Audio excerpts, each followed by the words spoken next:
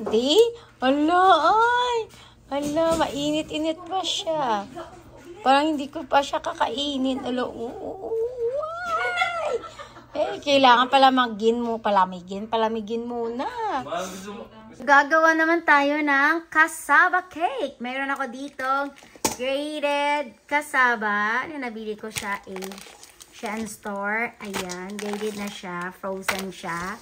Tapos, maglagay tayo ng sugar, evaporated milk, condensed milk, coconut cream, and maglagay ako ng young coconut meat sa ating cassava. Dali. Gawa tayo, guys. Gawa tayo. I-open natin to. Tapos, pipigain lang natin. Ayan. Tulog dyan. Ayan. So, ayan. Ano yung kunin natin? Kunin natin. Uy. Ayan. Ano, ayan siya. Then, lagyan natin dyan. Kasi frozen to Ayan. Maglagay lang tayo ng mga mix lang natin. Yan, ang ating sugar, no? Hello, sarap na ito. Mga half cup of sugar kasi sobrang tamis na kapag ano. Kasi may condense na tayong Yang coconut meat. Ayan siya, coconut cream. Ilagay na ilang lahat, guys. Additional, ano pa to? Tamis. So, ang ibap natin, mag-save tayo ng konti. Kasi, maglalagay tayo ng egg yolk.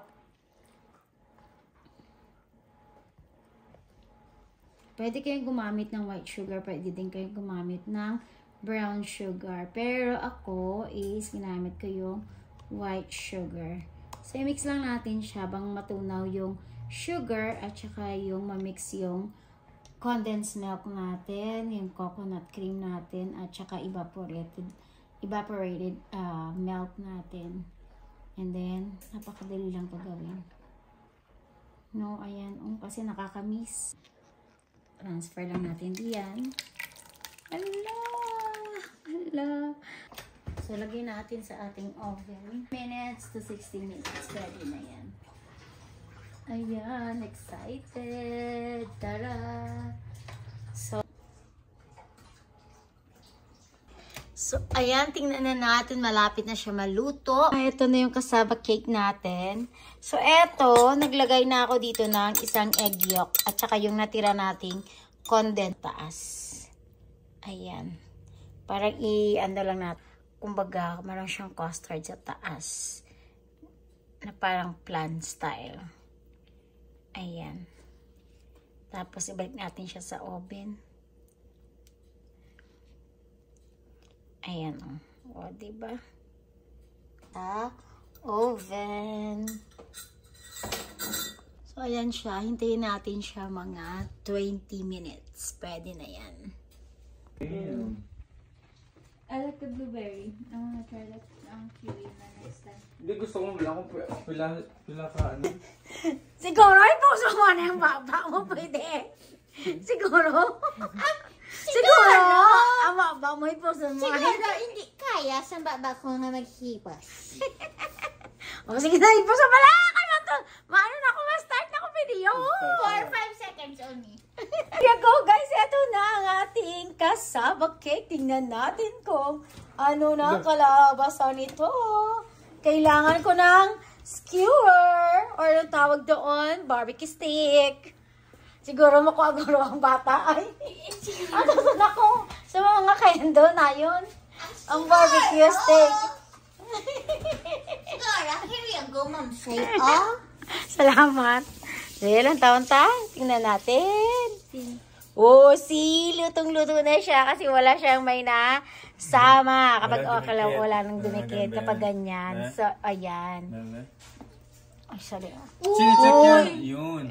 Chine-check yan pag check yan? everywhere. Ganyan ba mag-check? Gani? Ay, tama ka lang ha. Mga guba gani nga wala pa na picturean.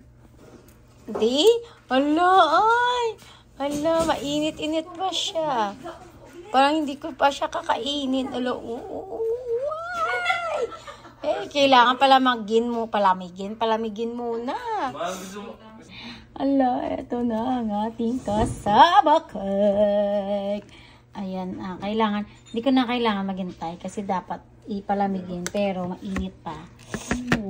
Pwede na yan. Yan ang gusto ko, yung may parang medyo overcook sa gilid.